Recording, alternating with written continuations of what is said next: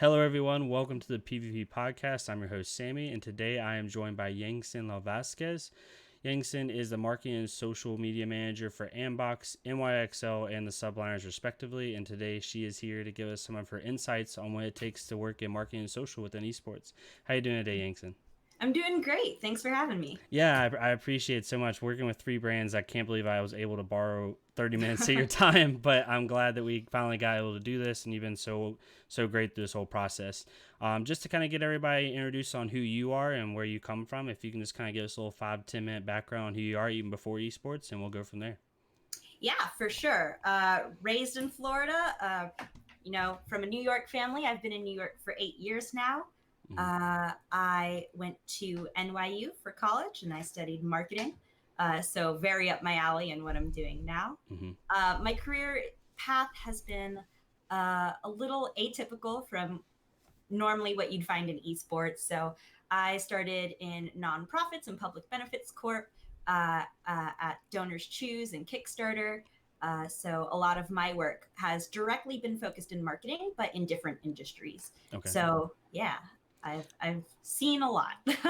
And so, like we talked about this yesterday a little bit, and it kind of sparked my interest. So was the attraction to esports more of just something that kind of popped up? Were you always like an avid gamer? What made you want to transition? Because that is, even though they're both marketing, that's two completely different lanes. So like, what was the thing that drew you to esports initially? Yeah, for sure. I've always been a gamer. Mm-hmm. I grew up on Nintendo. I grew up with the PlayStation, and it's always something I've enjoyed Mm-hmm. as like my hobby. And I always told myself that I wanted to work in games because I think it's an exciting industry. It's something I'm passionate and I care about. So to me, it was just like a natural progression to be like, why wouldn't you want to work in an industry where you care about what you're doing, right? Mm-hmm. So um, it was always an end goal for me in my career to get there at some point. I didn't think it would happen this early in my Yeah. career, Mm-hmm. which I feel very fortunate for. Mm-hmm. But I wanted to integrate what I care about with what I do professionally. And I found that opportunity at Andbox. So Awesome. And so one thing I think a lot of people will struggle with and might think about as they're thinking about going into esports as a whole is was how has it been like working it? Because you say that and everybody says that, like, I want to work in something I'm passionate about, but it does become work. Like, I don't care how much you love it. Like, have you become more of a gamer? Have you become less of a gamer? Like, it'd be totally understandable if you're like sometimes that's unplugged from gaming as a whole. Like, how has working in the industry actually affected that love for games and love for everything else? oh yeah, I wouldn't say dramatically, but it's definitely changed the way I think about gaming. Mm-hmm. Whereas before, I would go to my PS4 as like an escape from my work, where I don't have to Mm-hmm. think about like marketing plans or campaigning for something Mm-hmm. completely different. I almost think about it like how you would with school and work. Like to me, those were two separate silos, and I'm like, this is one and this is the other. Mm-hmm. Whereas now it's definitely a Venn diagram, but like most of it is in the center. Mm-hmm. um, where sometimes you're right, that my escape is like, as a social media manager, I need to not look at Twitter for a day, not look at Instagram for a day, Mm-hmm. to really reset myself. But it's also changed it in the fact that before coming into this role, Mm-hmm. I never played Call of Duty. Like I knew of it, like anything that happened in Mm-hmm. the news, like a new title's coming out, yeah, sure. But like I'd never played it before. So now that I'm working for the team, for me, it was important to understand what I'm talking about, understand the community, like watch all the, the big games, like Mm-hmm. Black Ops 3, like all the matchups, Mm-hmm. and really get to know what I'm talking about. So before this job, I had played Overwatch since the beta. Mm-hmm. So that was something that had interested me through uh, coming to Ambox. Mm-hmm. And surprisingly enough, I've played less Overwatch than I had prior to actually starting here, and way more Call of Duty. Mm-hmm. So that's been interesting. Yeah, that's got to be like, especially with the roster you have, like Clay and a couple of guys, like the amount of catch up you have to play is actually insane. I mean, no one would blame you if you couldn't like recall everything. Like, not, I've only been in the Call of Duty scene since like Advanced Warfare, so not even that far back. Mhm. But yeah, the amount of catch up with history and like the pace and like why do fans like, especially from a marketing perspective, like why do consumers feel the way they feel about the new games? Like you see it on Twitter, like it's not like the old games, but like for you, it's like, well, what were the old games like? You know what I mean? Like it's really that had as a marketer that had to be a little bit of a challenge for you. Oh yeah, when people were really excited that Treyarch was back, I was like, okay, Treyarch did which titles again? Yeah, Like, exactly. like figuring that out and like Hmm. understanding why people had such a passion for like Black Ops or why they trust Treyarch with Hmm. COD. So it was a lot of learning along the way. Hmm. Um, but to me, it makes it even more exciting to do my Hmm. job because then I get to either learn through the community, through our players themselves, or just like watching the rivalries and the storylines and the matchups come up through the season. So Hmm. I lots of games, yeah. exactly, and I think that kind of is a good segue into like the getting started segment because you've been in the seat for a little bit now, but like as you were getting started, especially in a marketing and social role, what were some of the things that you did to kind of set yourself up for success, and like what advice would you give people that maybe they're just starting out, maybe they got their degree, they're starting to apply for jobs? What are some things you wish you would have known that first time you sent that resume into Andbox or wherever to try to start this journey? Just really understanding what you as a marketer, like what's your niche and also what skills do you have to bring to the table. Mm-hmm. I think that's very important, especially as you're going into like your first job or even looking for internships. I think those are valuable Mm-hmm. experiences to understand where you'll go in your career. For me, I'm an email marketer by trade, email and paid media, paid digital media. Mm-hmm. I only discovered that those are my strong points by having these different experiences and like accruing different skill sets Mm-hmm. so that when I put together my resume to be like, hey, I want to work at your esports org, um, my resume stood out above the others because I had this like diverse pool of marketing skills that I could bring to the table. So like prior to this role, I didn't have okay, I had a little bit, but Mm-hmm. like I was never in a social media manager role Of prior to course. this. Mm-hmm. So I think it's really important that, if you're trying to become a social person and you don't have social experience, Mm-hmm. that you can show that, like, hey, I might not have done this, but I have these few experiences. Like, Mm-hmm. I've written a short form and long form editorial for Kickstarter. So I'm Okay.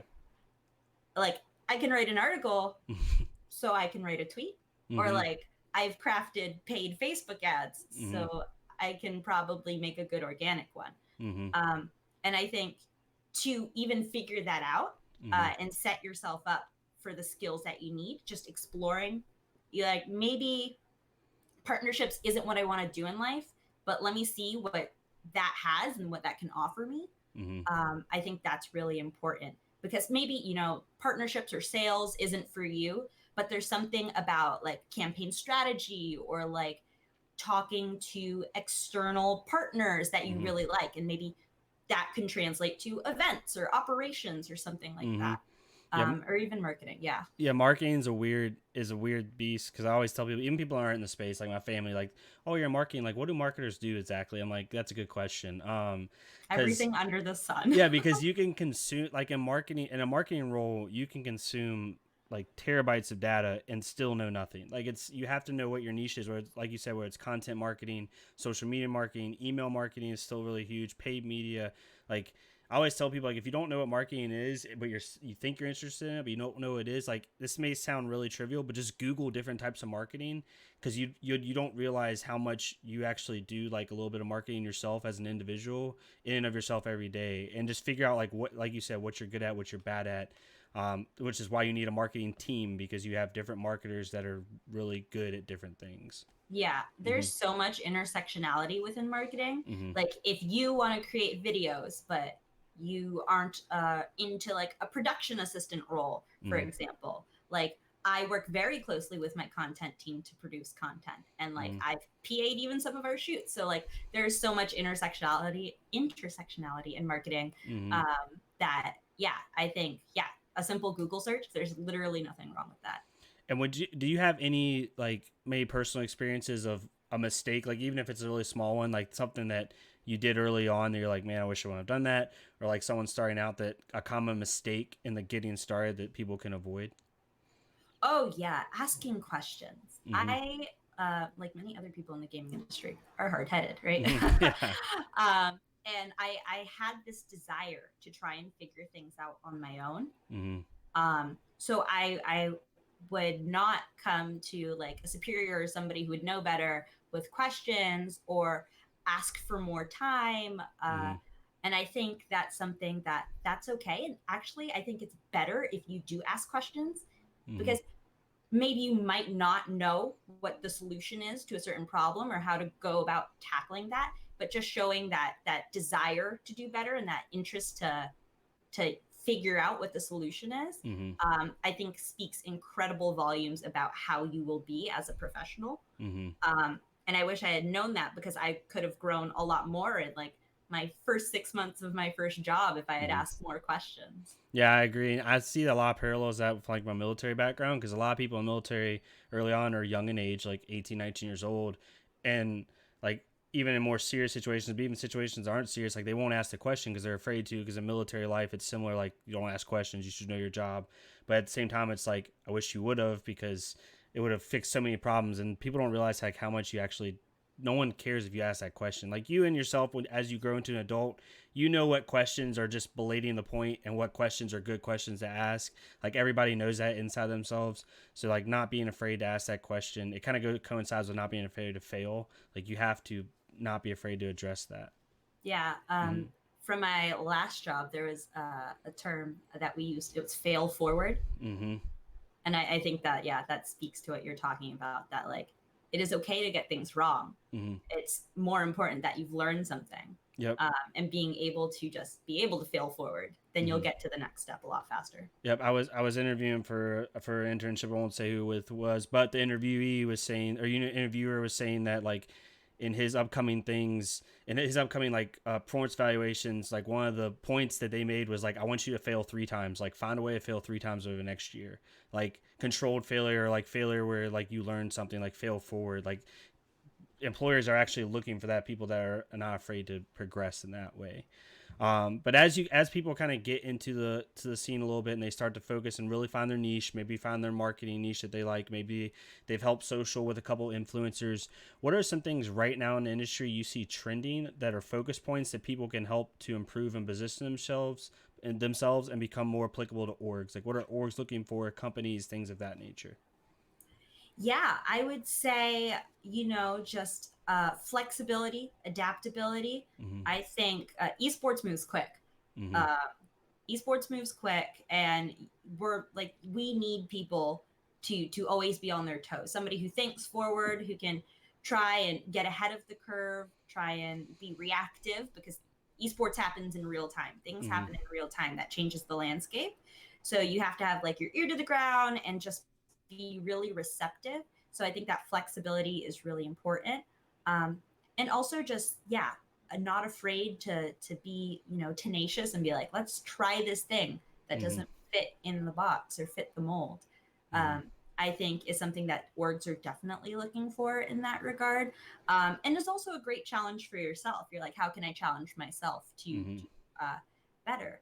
And one thing that I see a lot, and I actually refer internally, um, is people who promote their work in progress projects. Mm-hmm. Like if you're a graphic designer, like here's something I'm working on right now. Give me feedback. What do you think? Mm-hmm. And they're asking the community that they're trying to serve with their content. And I think Mm-hmm. that's super important to show, that you're receptive to feedback, you're willing to grow, as well as just putting your stuff out there. Huge. I've Mm-hmm. referred so many people for freelance work because of what I've seen of their portfolios online. Mm-hmm. I think that's really important. And so moving forward with an organization, if that's your aspiration, um, just really committing yourself to trying to grow in that regard. And maybe you're not a creative Mm-hmm. uh, in that way where you're not creating physical work. I think to have commentary on on situations, to have your ear to the ground, to show that you're knowledgeable, Mm-hmm. is really important.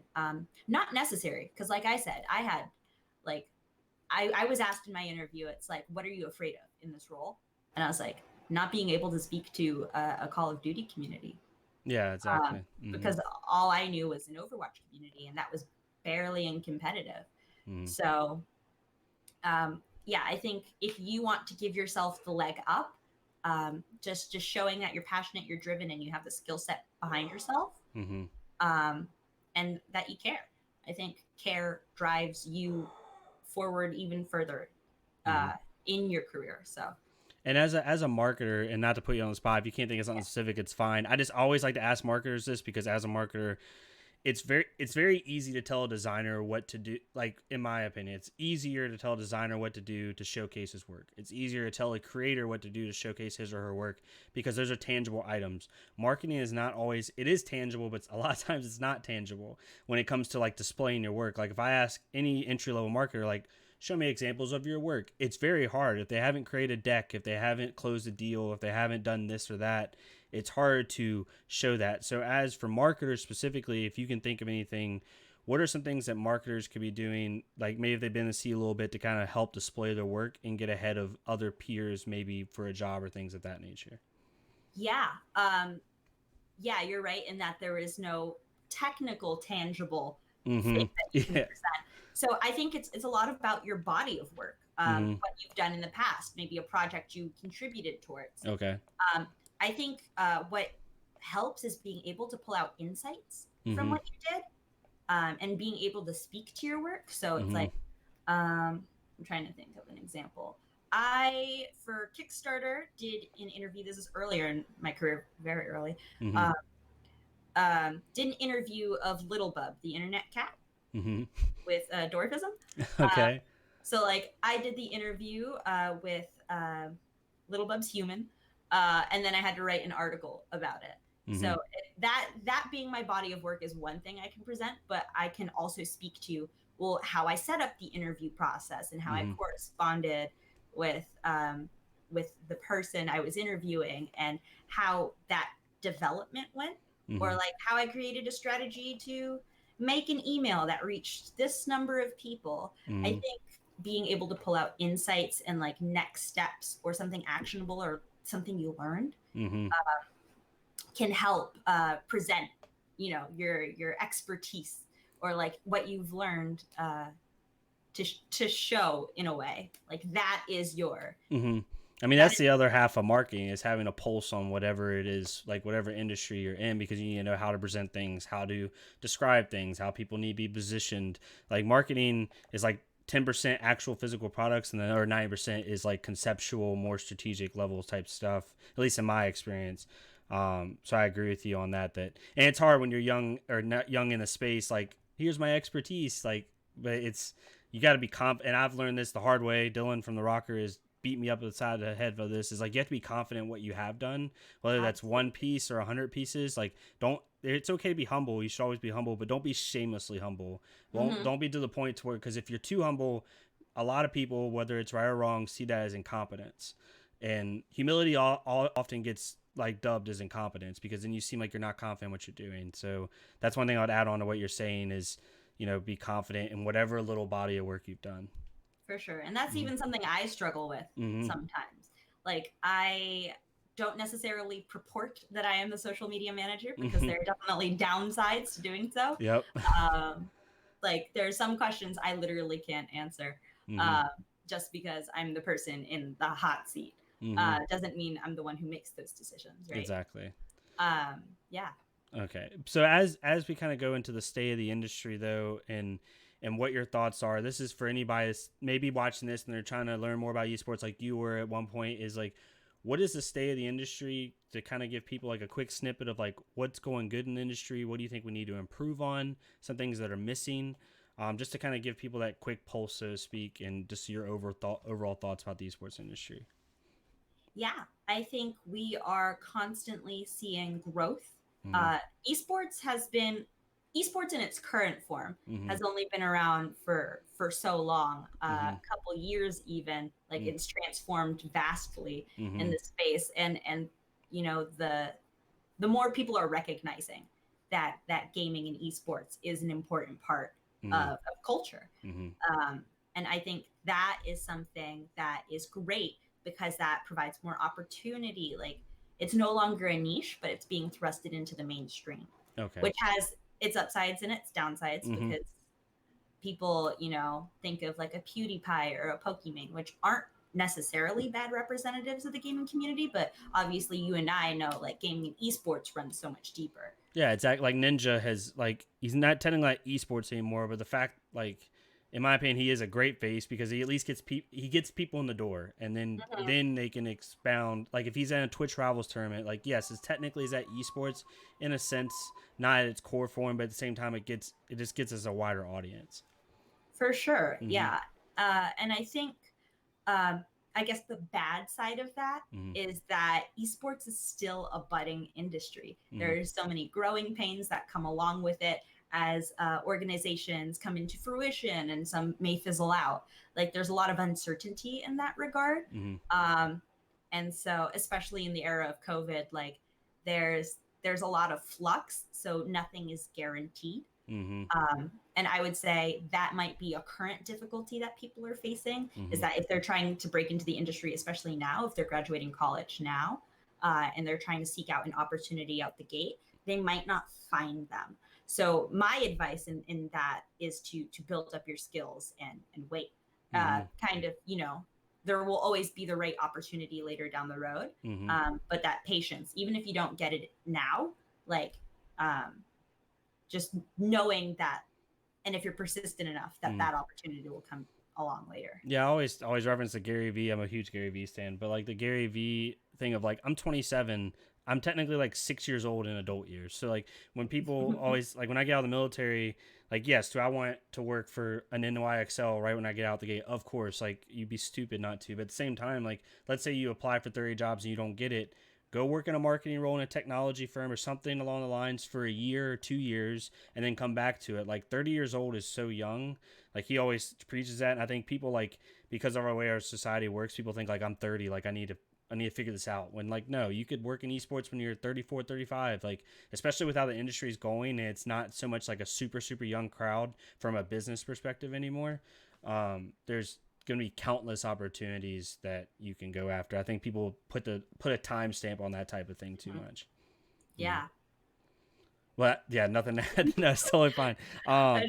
One thing I wanted to go on state of the industry though is, and this is a good comparison, maybe for a couple more seasoned marketers out there, is the state of marketing in esports versus marketing anywhere else. And you are a perfect example of this because you came from marketing somewhere else. Like, what is the differences in feel as far as like a job outlook perspective from an esports marketer as opposed to any other type of marketer in different industries?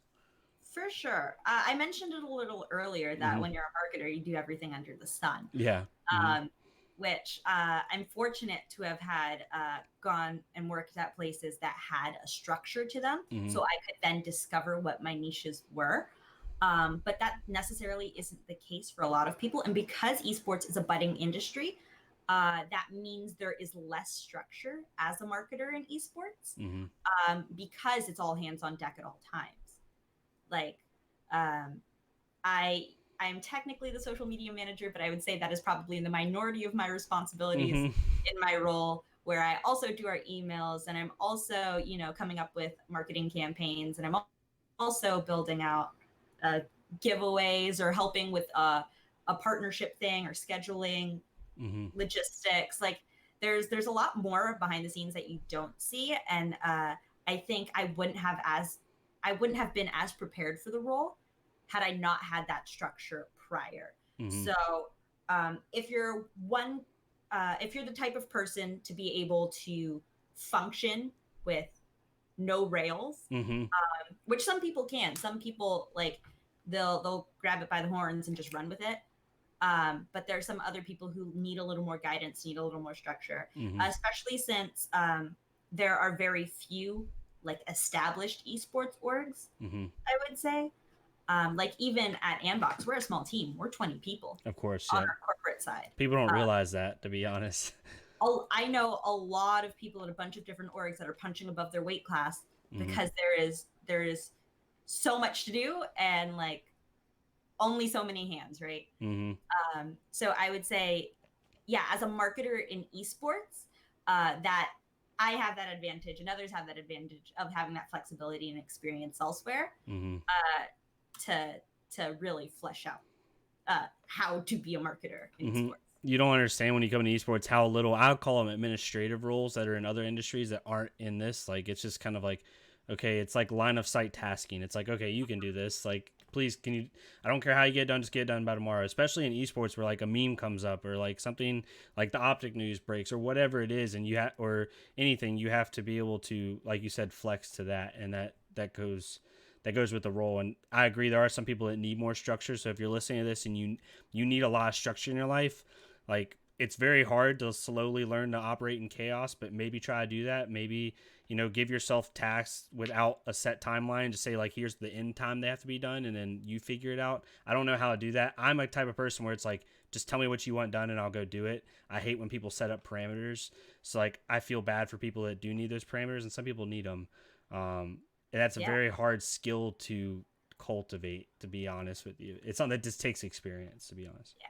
I think, yeah, if you lean one way or the other, trying to learn the opposite, It's I very think, difficult. yeah, Mm-hmm. it's difficult, but it's also very good Mm-hmm. to try and adapt in those situations. Mm-hmm. Um, yeah, it's definitely something handy as a marketer. Yeah, exactly. And as we're getting at talking about things that we can't do very well, it's like we talked about failures a little bit in the getting started section, but as a marketer, as someone that's in social, what are some common failures as a whole in the industry that you see people make, whether it's professional or personal, that you really want to hone in on and tell people, like, to avoid those things or try to fix them? Yeah, I feel like it depends on the individual and how much willingness they have to put themselves out there. Mm-hmm. Because what I see with a lot of uh, folks in esports, marketer or not, is when they lay stake or lay claim to something that people are like fans of or fanatical about, Mm-hmm. like the likelihood of you receiving that feedback Mm-hmm. is very high. Mm-hmm. Like for the longest time, I didn't say that like I do socials for these channels because I was like, I don't want to hear it. Like I already have to look at these Twitter accounts and see your feedback in mass. Mm-hmm. And like as an empath, like sometimes the subliners don't play well and I just have to turn off my computer. I'm like, Mm-hmm. all right, I like y'all don't need to, you know, No, I get it. No, go I to don't. that Yeah. extent. But so there, I think establishing how comfortable you are with owning your work and owning that body of work, and it's okay if you don't feel comfortable Mm-hmm. in doing that and you prefer working behind the scenes. I think as well is like taking ownership of your work. At the very beginning, I was very task oriented. I had a Mm-hmm. task oriented mindset where I was like, okay, I'm going to do this. I'm going to do this because I was told to do this Mm-hmm. and not because I was like, this is now my thing and I'm going to own it. Mm-hmm. Um, so I think really you expand your mind way Mm-hmm. more when you're like, this is my responsibility, this is my thing, Mm-hmm. and now I'm going to do it the way I want it to be done. Mm-hmm. I think that's a mistake I made at the beginning where I was taking on projects where I was like, oh, okay, like tweet this thing, got it. Or like, oh, okay, put together this list of people Mm-hmm. for our consumer products. Okay, yeah, sure, I'll do that. But yeah, you just open so much possibility when you don't limit yourself in that way. Don't self censor, like own something and like don't be afraid to throw out ideas if it deviates from the the task a little bit, like Mm-hmm. maybe it wasn't expected, it wasn't part of the requirements of something. Mm-hmm. But if they, you know, if you propose something, the worst they can say is no, right? And you Mm-hmm. do, you check the boxes on a task and you owned it and you put what you believe is a great product and you delivered it. So Mm-hmm. I would say I didn't do that at the beginning of really owning my shit. Well, I think a lot of people in social and marketing, not to cut you off, is that Yeah, they you're a behind the scenes person. Like, it's just natural in both social a little bit less, but in marketing you're a lot behind the scenes. Like, people don't realize how much marketers actually do. And I've always told people, like, if you act like your name is literally signed on, like watermarked on the front of everything you do, your whole approach to things will be completely different. I think a lot of people are very hesitant. You're hesitant or passive or just don't want to do it because they don't realize how much you actually, like, you need to own that stuff. Like, if every tweet you sent out on the Subliners account said sign Yangsin on it, or if every marketing deck you put out, like, that you helped work in the team, whatever it is, like, your name is on that, whether figuratively or literally. And I think if people come with that mindset, they'll be more apt to be like, okay, I really want to own this and take charge of it because like this is mine. Not too controlling, obviously, but I think it helps out a lot. I think marketing is just it's so behind the scenes a lot of times, and people get used to that mental mindset of it's behind the scenes. So I'm just gonna kind of play it safe or play it passive or whatever it is. Right. I would even argue that that's true for social, Mm-hmm. especially social and esports. Like sometimes you are the social and the designer. Mm-hmm. Sometimes you're social and you're the content coordinator. Mm-hmm. Like yeah, that's very I would say very true for social, but also yeah, just true for marketing. So just own your shit's the best way you describe it as far as Yeah. failures for the most part. That's the easiest thing to do, as far as summarizing it. As we look into kind of future outlooks of esports, like where do you think it's going? And I want to hone in on this from a marketing perspective because I really want marketing and social. Is like where do you think marketing and social are going? What are the trends? Maybe someone who's a junior in college right now that's looking at their first internship. What are some things that people could be looking at to where maybe a year or two down the road to kind of get themselves ahead and be able to be more successful? Yeah. I would say the future for marketers in esports is bright, so bright. You're Mm-hmm. always going to need a marketing team to try and sell something, Mm-hmm. right? To either whether it's your brand to consumers or it's your brand to partners, Mm-hmm. there's always going to be that need.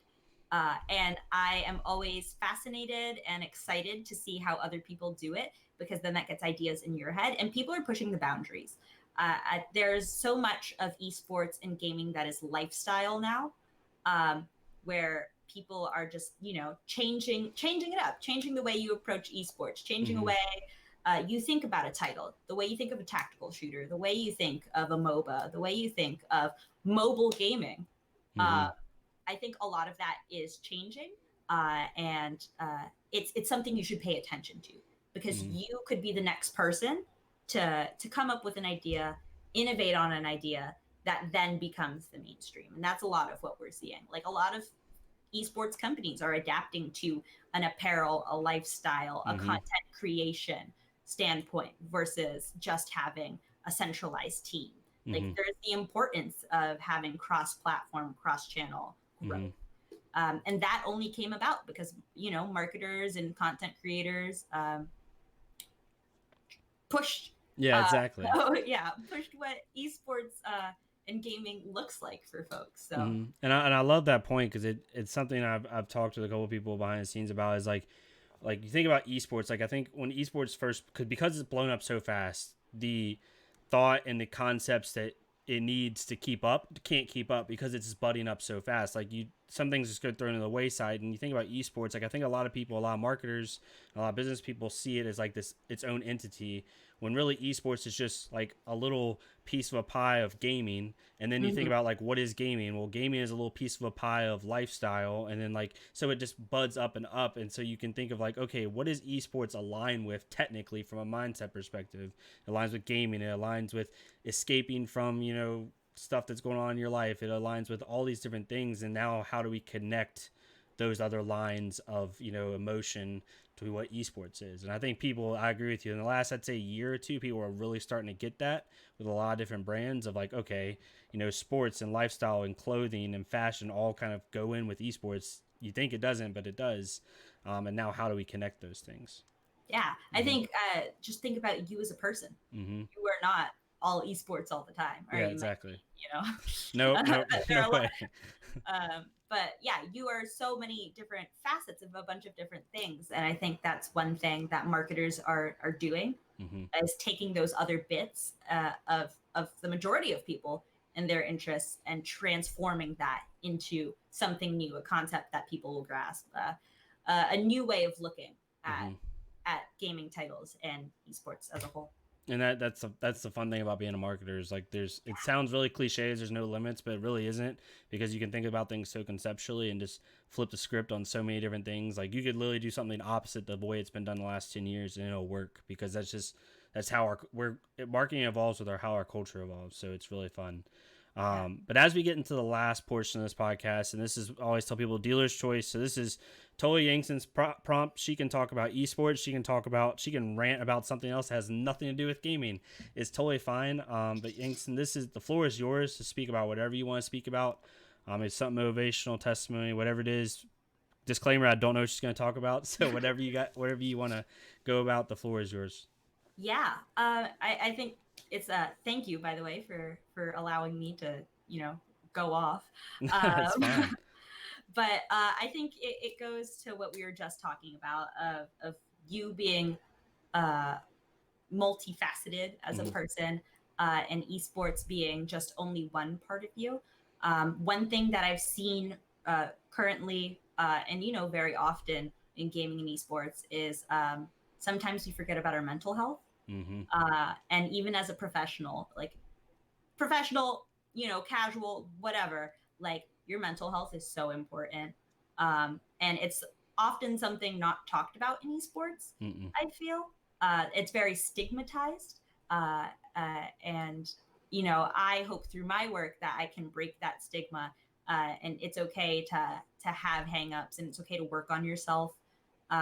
That is completely normal. Mm-hmm. And I think there should be a conversation about it. You Mm-hmm. know, everybody has their days. Everybody is going through something. You can always reach out to someone. Like, there's nothing wrong with asking for help, Mm-hmm. whether it be in your work or in your personal life. I think that is super huge. Um, and yeah, don't be afraid to speak up if something is bothering you, or if you feel alone, or just need help getting to the next place in your life. You know, Mm-hmm. And uh, yeah, yeah. and don't be afraid. I always tell people like the common conception, which is the proper one, is like always reach out to me, always talk to me. If you see somebody that you feel like is hurting or in need, like talk to them. But at the Hmm. same time, like even if you don't know the person, like reach out to somebody else. Like there's other the conversation needs to be started more. I draw a lot of parallels with esports with the military, because the military is very internal when it comes to dealing with problems and dealing with things. And esports, because of the nature of us being online and being in front of a setup and not being around social as much as you think you are, it also breeds internal thoughts and internal feelings. So it's something that's different for every person. But it goes back to what you said, is like at the very least, the conversation needs to be started at all times. That's step one. There needs to be a Yeah. conversation about it. Not everybody's a psychologist. Not everybody knows the exact answer on how to help people. And we'll leave that to people who have been educated in that. But at the same time, like just whether you're an organization, a company, an individual, or creator, like having that conversation is really important. Yeah, Mm-hmm. absolutely. Well, Yangsin, thank you so much for joining us today. We hit right where we wanted to hit, and it's perfect.